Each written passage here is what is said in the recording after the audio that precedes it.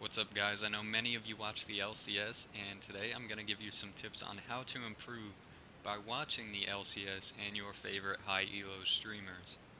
And the first point I wanted to bring up is to actually learn why things are done and don't just copy. You can look up a Mobifier guide or a solo mid guide as sort of a skeleton to begin your mastery of the champion, but it's important that you actually learn why things are done and why things are built at a certain time. Another great thing about League is the fact that you have to learn not only champion mechanics but also game mechanics. You have to understand how things work and then apply it to your champion mechanics, which gives you a lot of room to outplay and to create new things that a lot of people haven't seen before. And another great tip that I have that a lot of people seem to negate to mention is to listen to shoutcaster analysis. They actually have access to a lot of data that the general public does not. Also, you need to read the patch notes so that you have the data on paper and you can see it for yourself to understand and stay up to date on the meta.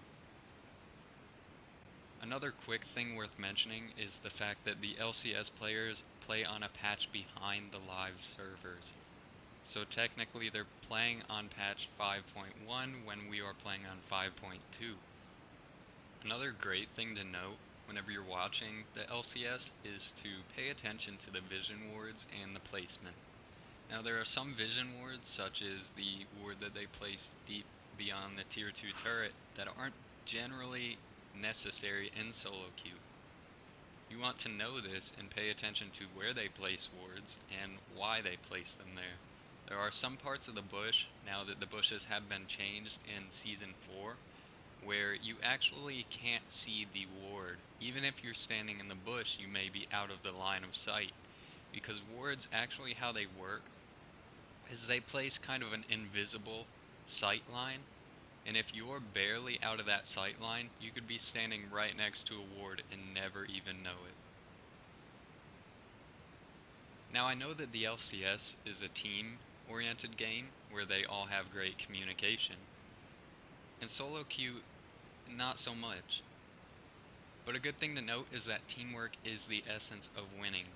So a good thing to pay attention to in solo queue, or in the LCS to use in solo queue, is the rotations that they take, the paths that they take, and how maybe sometime they will take a longer route to avoid getting into a choke point against a certain team comp.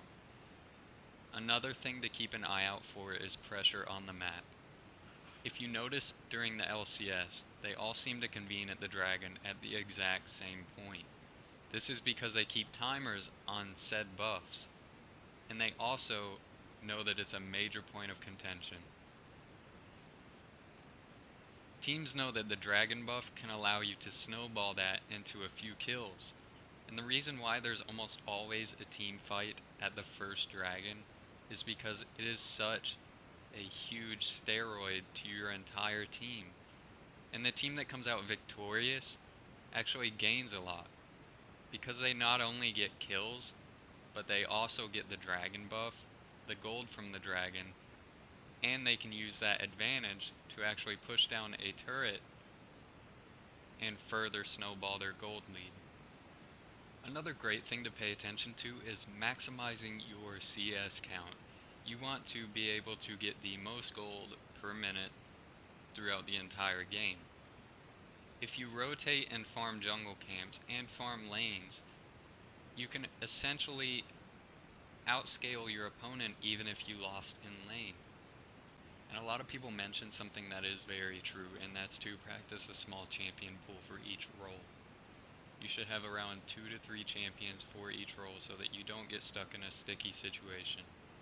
If you notice the pros and their mechanics and how well they are able to outplay their opponent, that's because they have familiarized themselves with the champion and their damage output. Another great thing to note is that LCS champs aren't always OP. The LCS is a place where teams that practice day in, day out and have proper communication can come together with team comps that solo queue generally wouldn't be able to pull off. Just because a champion is played in LCS does not mean that they are solo queue monsters. That's why whenever people come out with tier lists, they come out with a solo queue tier list and the LCS tier list. Once you've found your champions that you want to master, you can watch, learn, and practice mechanical tricks and tips that a lot of the pros and higher ELO players do. See the insec, which is the Lee Wardhop kick move that nobody had ever seen before. He actually created this move, and even pros were really shocked by the fact that his mechanics had gotten so well that he was able to create such a groundbreaking move. And probably the most important tip you could gather from the LCS or from any competitive sport is to work as a team. If you watch the LCS and you see the games that have been lost, it's mainly caused by the team having miscommunication. In solo queue, it's a lot harder to have proper team communication, but pings are a great way to motivate your team without having to say anything. You could all be on the same page if you use your pings and your smart pings, and even if you type something in the chat box.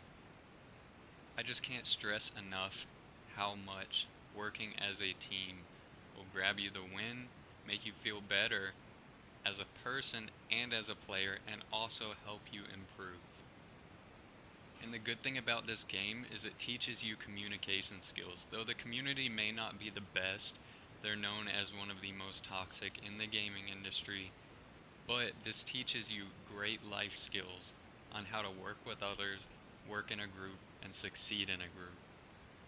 Another great thing to do, and this doesn't necessarily have to do with watching the LCS, but a great thing to do is to set your pride aside and realize that you're not the best player on the team in every game.